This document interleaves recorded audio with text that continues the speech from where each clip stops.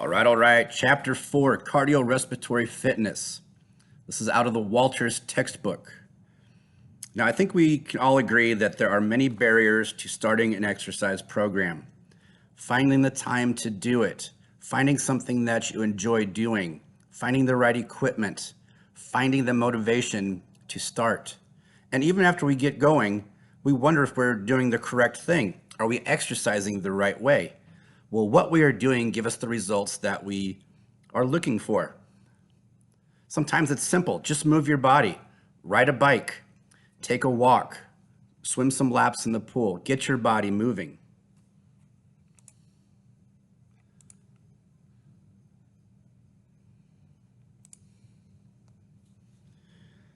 Now, cardiorespiratory exercise is any activity that can be performed continuously for several minutes or longer and that increases your breathing and heart rate.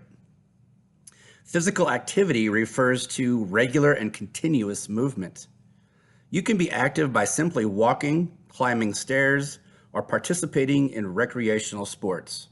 Some activities are more intense than others, but any type of exercise is beneficial. Cardiorespiratory fitness is the outcome of exercise if it is performed with required duration, frequency, and intensity. Several terms generally used to describe sustained work that builds the fitness of the heart and lungs include aerobic endurance, cardiorespiratory capacity, cardiorespiratory endurance, and cardiovascular fitness. All forms of physical activity have proven benefits. Now remember, physical activity is regular and continuous movement. However, none can match that of cardiorespiratory fitness. Improving your longevity, your quantity of life. It is no secret that people who work out and exercise regularly live longer. A sedentary lifestyle and low cardiorespiratory fitness are powerful predictors of premature death. Fighting heart disease, also known as cardiovascular disease, is the process by which cholesterol in the blood migrates into the walls of the arteries, resulting in the formation of plaque in the blood vessel, which slows down the blood flow. The buildup of plaque can partially or fully block blood flow through that vessel. This obstruction slows or blocks the delivery of oxygen to the organs and tissue normally fed by that artery. If this should happen in the arteries that feed the heart or the brain, it can end in a heart attack or stroke. Reducing hypertension. Hypertension, otherwise known as high blood pressure, is a risk factor for coronary heart disease. It is known as the silent killer because it has few, if any, noticeable symptoms and can result in sudden death from a heart attack or stroke. Exercise is a considerable prevention and treatment plan for hypertension. Achieving cardiorespiratory fitness provides the greatest protection. Reducing dyslipidemia. Dyslipidemia is an abnormal amount of a type of cholesterol or fat in the blood. Cholesterol contributes to the plaque that forms inside arterial walls and that can narrow or block the arteries. Cholesterol, primarily produced in the liver and ingested through diet, is carried throughout the body by lipoproteins. Now, there are two primary types of lipoproteins: low-density lipoproteins, or LDL, and high-density lipoproteins, or HDL. LDL is the bad cholesterol because it carries cholesterol from the liver and circulates it, increasing the chances that it will contribute to the development of plaque. HDL is the good cholesterol. It retrieves cholesterol from the blood vessels and carries it back to the liver, where it is processed and eliminated from the body. Just by adjusting our diet and having regular exercise, we can increase the HDL and lower the LDL. Another positive for cardiorespiratory endurance is reducing obesity.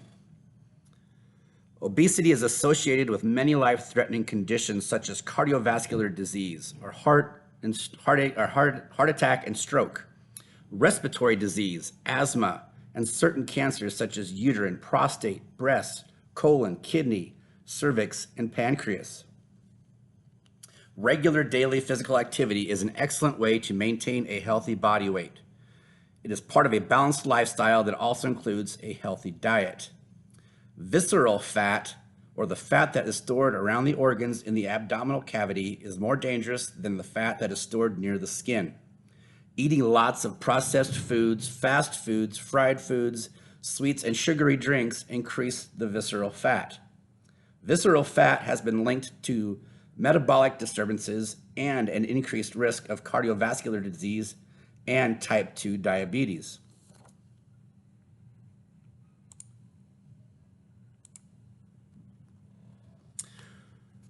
Improving insulin resistance. When you ingest carbohydrates, sugar levels in the blood increase. In response, insulin is released from the pancreas to take that blood sugar up into the muscles and liver, and in this way the blood sugars are controlled. Blood sugar, or glucose, is the main sugar found in blood.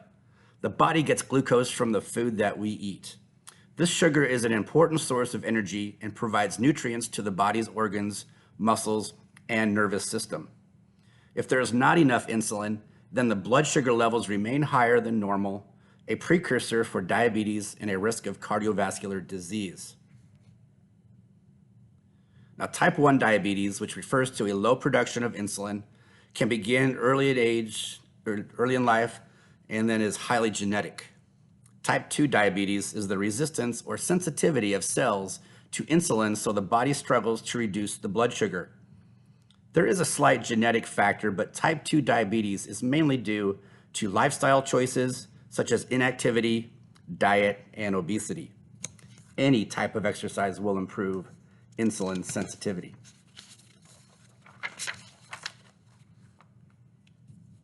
Reducing cancer risks. Cancer is the second leading killer in the United States. Though low-intensity activity has not been shown to affect death rates from cancer, there is a strong inverse relationship between cardiorespiratory fitness level and cancer mortality. A regular exercise program may be especially valuable to those with a genetic risk for cancer. And for those going through cancer treatment, low-impact exercise such as walking has been seen to improve energy levels, combat fatigue, and help with bone and muscle health. Enhancing immune function. An added benefit of a regular exercise program is that it improves our immune system and helps fight off disease. Exercise helps reduce low-level systematic inflammation, a body inflammatory activity that is associated with major killers such as coronary heart disease and other diseases such as dementia. People who work out regularly at a moderate rate also experience fewer sick days, increasing their work production in their job. Improved sleep. Sleep quantity and quality, or the amount of time spent in each of the sleep stages, are critical to a healthy mind and body. Poor sleep is associated with physical concerns such as obesity and psychological issues such as schizophrenia and depression. Research shows that for people suffering from poor sleep, exercise has been shown to improve sleep quantity and sleep quality for both young and old people alike. Improved mental health. Anxiety, depression, and stress are the most common mental disorders today and affect primarily young adults. Ongoing research shows that those with mental issues do benefit from regular exercise. Even a single bout of exercise enhances mood and reduces anxiety. Even healthy people also see a boost in their moods through some sort of exercise. Improved cognition. Another area that benefits from exercise is our cognitive function, our decision making, our memory, our attention span, and the way we process information all benefit from your body moving. And improved quality of life. Areas such as physical, emotional, social, spiritual, cognition, and intellectual health are all enhanced through physical activity.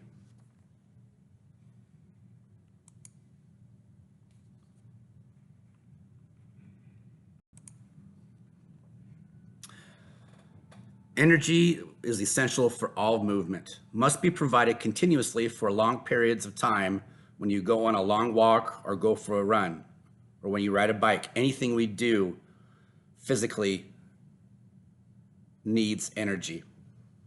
3 energy systems within the body. The first is the ATP-PC energy system. The energy molecule in the body is called adenosine triphosphate. It is an energy-carrying molecule found in the cell walls of all living things. ATP captures chemical energy obtained from the breakdown of food molecules and releases it to fuel other cellular processes. Now, the body stores a very small amount of ATP. Therefore, ATP must be continuously produced, especially during exercise. Fats, carbohydrates, and to a lesser extent protein, are converted in the body to produce ATP. The faster you can produce ATP, the longer you can work out hard or run fast. This system copes with the demands that require an explosive, rapid response. The duration of this activity is 10 seconds or less, and the intensity of the activity is very high. The second system is the glycolytic energy system. The glycolytic energy system is the next in line. It comes after the ATP system has run its course. Dietary carbohydrates supply glucose that circulates in the blood or is stored as glycogen in the muscles and liver. Blood glucose and or stored glycogen is broken down to create ATP through the process of glycolysis. This system copes with the demands that require a relatively high energy output for a relatively short time. The glycolytic system is used for high intensity activities that last from 11 seconds to approximately 2 minutes. So something like a 100-meter dash, a 200-meter dash, or hockey players sprinting down the ice during practice or a game. Oxidative energy system is the third system. Now, this system is also known as the Krebs cycle and the citric acid cycle. In this system, carbohydrates and fats are the primary energy sources converted into ATP. The oxidative system can supply a vast amount of ATP for long durations, but does so more slowly because it depends on oxygen. The oxidative system uses oxygen carried by the blood to convert carbohydrates, fats, and proteins into ATP. It is the dominant energy system during endurance type activities. It is the energy system that we use most of the time, whether you're just sitting around taking an exam, watching a movie, or walking home, and is limited by the availability of oxygen to that working muscle. The oxidative system depends on the amount of cardiorespiratory fitness one achieves through aerobic or cardio training. So the more training we see with cardio increases the strength of the oxidative system. The oxidative system is the energy system that uses oxygen. The activity is low to moderate, and the duration of the activity is over 2 minutes in time. We use this for hiking, for running a long road race, or something where we need to keep endurance and it's not high intensity.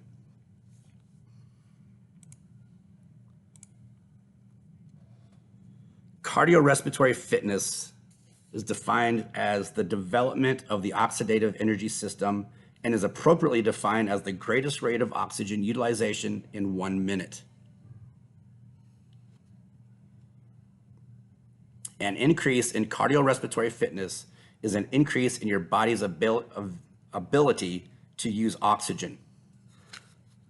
The more oxygen your body can take in via the cardiorespiratory system, delivered to the working muscles via the cardiovascular system, and used by the working muscles, the greater your cardiorespiratory fitness. So being able to bring in more oxygen and utilize it to create energy gives you more strength and a longer endurance to do the task that you're trying to accomplish.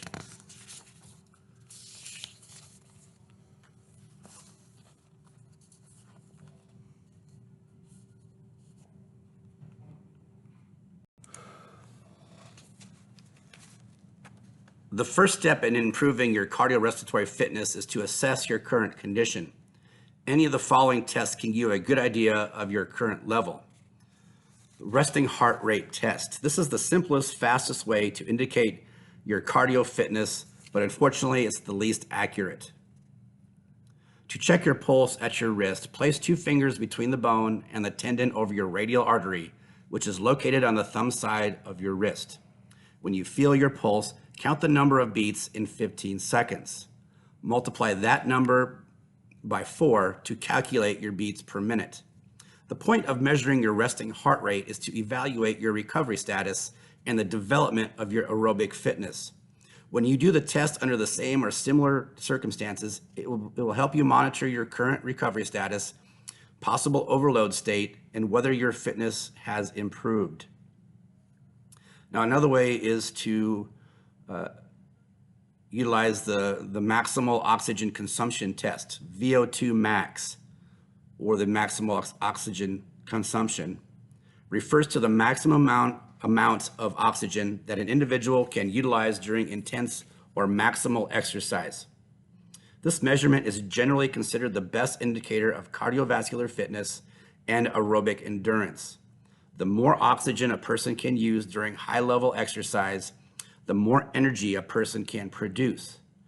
This test is the gold standard for determining cardio fitness because the muscles need oxygen for prolonged aerobic exercise, and the heart must pump adequate amounts of blood through the circulation to meet the demands of aerobic exercise.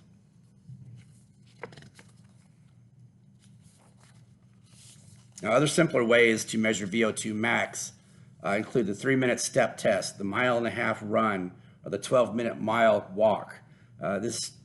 These tests, there's more information on page 63 and 64 of your textbook, which I am hoping that you read. If not, go back and review it on a more convenient time.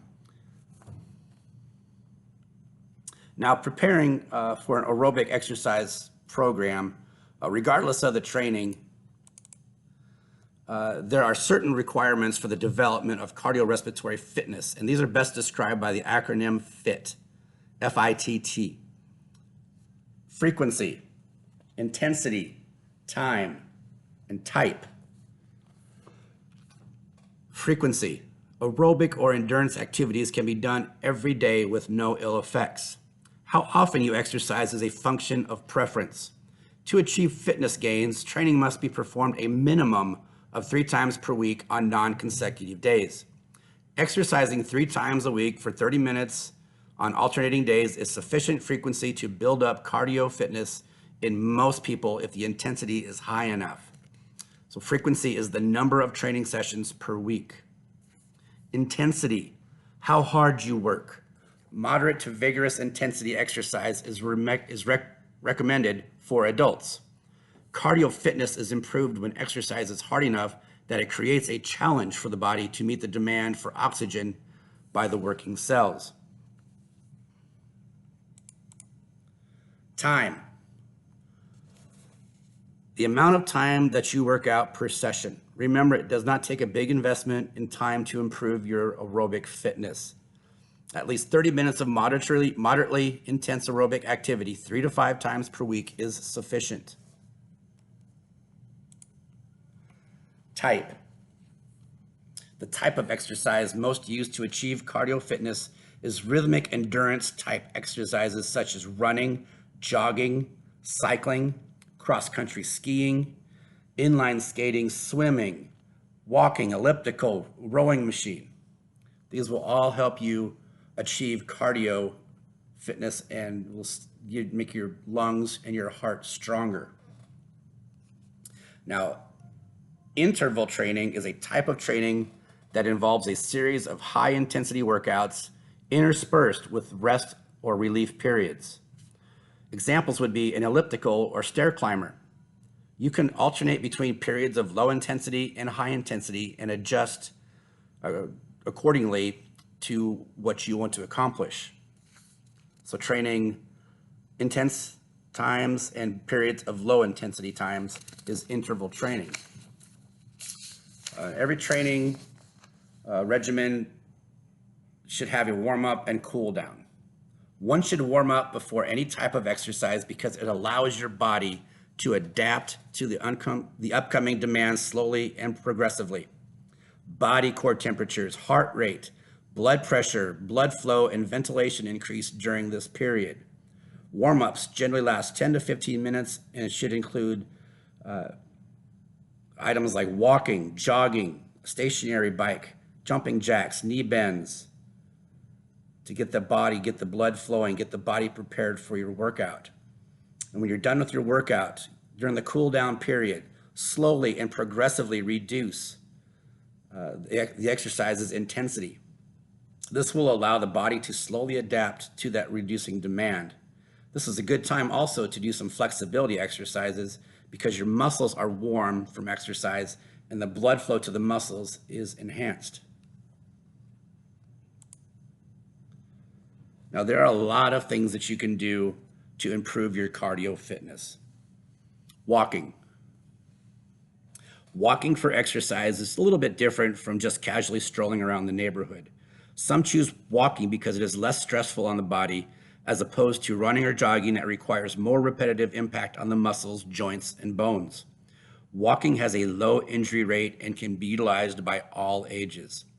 One can improve results by increasing the intensity of the walk, increasing the speed, walking up hills, or if you're on a treadmill, increase the speed and the grade of the walk.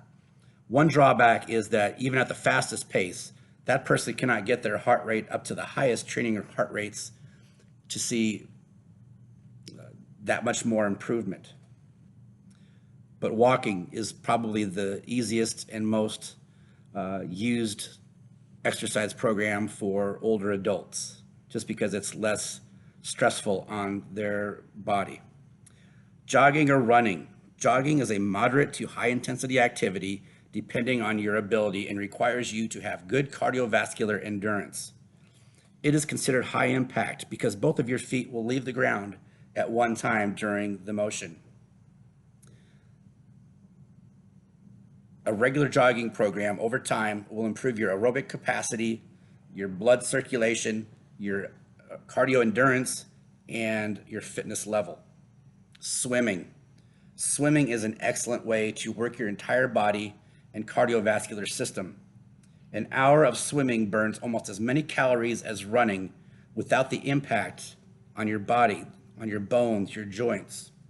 Cycling is a great cardio workout. You can burn up to 400 calories an hour. In addition, it strengthens your lower body, including your legs, hips, and glutes. Developing your aerobic capacity takes patience. There is no quick fix. Find an exercise that you enjoy, whether it be walking, jogging, inline skating, cycling, swimming. Dedicate 3 to 5 times per week, 30 minutes at a time, to increase your cardio health. Decrease your chances for heart disease, help you sleep better, think quicker, and improve your memory, and quite frankly, help you live a better quality and quantity life.